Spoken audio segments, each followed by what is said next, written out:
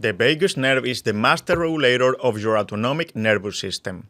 It controls fundamental physiological processes: your heart rate, respiratory rate, immune function, digestive process, sexual arousal, mood, and how you respond to stress. It is the longest nerve in the body. In fact, it crosses almost the entire body, connecting your CNS, central nervous system, with the rest of your internal organs. The interesting thing is that it's a two-way communication. It goes from the brain to the organs and from the organs to the brain.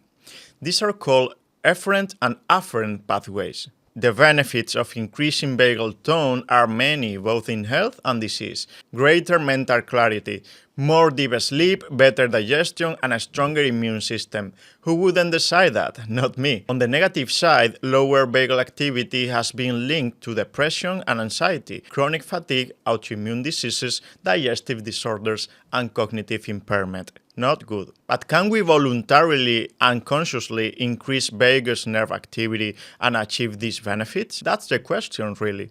This is where I want to go today. For some years now, non-invasive devices have been available on the market to the general public, promising to stimulate the vagus nerve and thus generate a series of very attractive benefits that we all want to have. I emphasize non-invasive because in medicine we have long used invasive vagus nerve stimulation in certain neurological conditions. But this stimulation was achieved by implanting subcutaneous electrodes, that is, invasively. And you may ask yourself, who doesn't want to improve their digestion, sleep better, or better withstand the onslaught of stress without having to take drugs, without side effects, and with little effort? The theory behind these devices is really simple, stimulating certain peripheral branches of the vagus nerve, such as the auricular branch, using low-voltage electrical currents at a specific frequency can increase the activity of the parasympathetic nervous system. And this is a proven fact.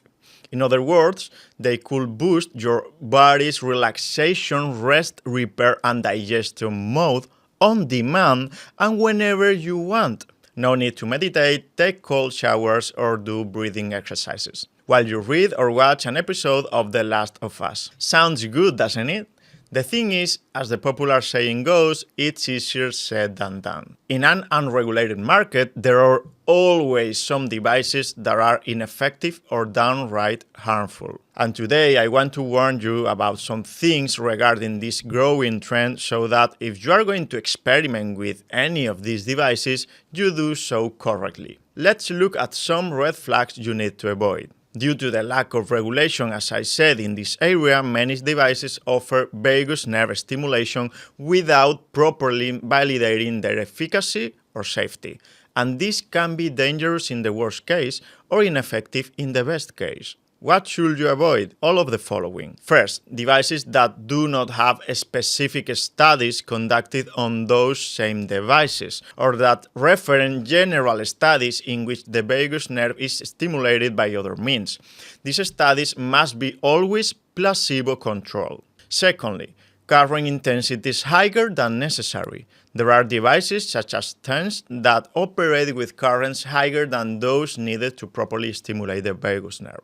Using these devices just to feel better, if you are already well. Let me explain. The results obtained with VNS are context-dependent and are more positive when we start from a clinically or subclinically altered situation. Simply put, if you suffer from insomnia, a situation of real chronic stress, mood swings, or clear digestive problems, they can help you. But if you are already feeling great and you just want to keep feeling great, you will probably not notice much of a difference. This was reflected in this study on mood. This assessment must be made as many users of these devices are biohackers who are only looking to optimize what is already optimized. Devices that do not show objective improvements in biomarkers such as HRV, heart rate variability, which is very easy to measure in fact. Through the placebo effect, we can all notice some improvement, but we need objectifiable variables to improve in order to say that something works.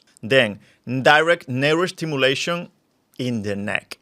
Very important structures pass through the cervical region, and it's preferable not to manipulate them. In fact, the vagus nerve descends through the neck inside the carotid sheath, accompanied by the common carotid artery and the internal jugular vein. Cervical stimulation runs the risk of stimulating efferent motor fibers, which go to the heart. Actually, what we want is to activate the afferent fibers that go to the CNS. Activating the efferent fibers can trigger unwanted bradycardia and other symptoms. Neurostimulation in other regions of the body, such as the wrist, the vagus nerve does not pass through there. It makes no sense. Devices based on vibration in the chest, wrist, or other parts of the body, which promise to stimulate the vagus nerve in this way. Although it may be relaxing, these devices do not modulate nerve activity, which requires an electrical stimulus that depolarizes the membrane so that sodium ions enter the neuron and generate the action potential. And this is basic physiology. Evidence of safety. This is key. Clinical studies conducted on neurostimulation devices must demonstrate safety. Acting on the nervous system is not a game. There are devices that are causing palpitation, dizziness, or even arrhythmias in patients who are using them without supervision. And as you already know from other videos, and if you don't know, I recommend you watch them, there are many ways to stimulate the vagus nerve. Not all are equally effective, not all are for everyone, and most require conscious effort. The healthiest way to have good vagal tone is to exercise and prioritize rest in your daily life. But as you know, this is sometimes completely insufficient, and life gets in the way, creating chaos in different ways. This is where many of you learn to practice meditation or breathing techniques that have also been shown to increase vagal tone, or even use cryotherapy or sauna strategies for the same purpose. And all of this is really fine, it's useful, and we discuss it in other videos, but for some of you, it's not enough. VNS devices have the obvious disadvantage of their cost, but the advantage is that they do not require any direct effort on your part. It is a passive treatment. In fact, you can continue doing what you are doing while these devices are still working. As I have already presented in a video, the device with the most clinical evidence, safety, and validation is NUROSYM from the company Parasym. Let me quickly tell you why it's different from other alternatives. First, it's comfortable, stimulating the auricular branch of the vagus nerve, the safest and most effective site. Then, it has recorded 0 serious adverse events in all studies conducted with the device for over a decade. Mild adverse events usually include irritation, local discomfort, and drowsiness, which may occur in a small percentage of patients, and this is normal. Then it has more than 50 clinical studies available for you to review. It produces 61% increase in parasympathetic activity in just 5 minutes of exposure compared to placebo. It can be combined with breathing or meditation techniques to generate a synergistic effect. However, it can also be used while reading or watching TV. And finally, but no less important, it is a certified medical device. As I mentioned in other videos, you can use the código DoctorBandera5 to get a discount. If you have tried it, I would love to hear about your experience in the comments. Now you have more information about what to do and what not to do with these devices. That's all for today. If this video has been useful to you, share it with your family and friends. See you in the next one. Take care.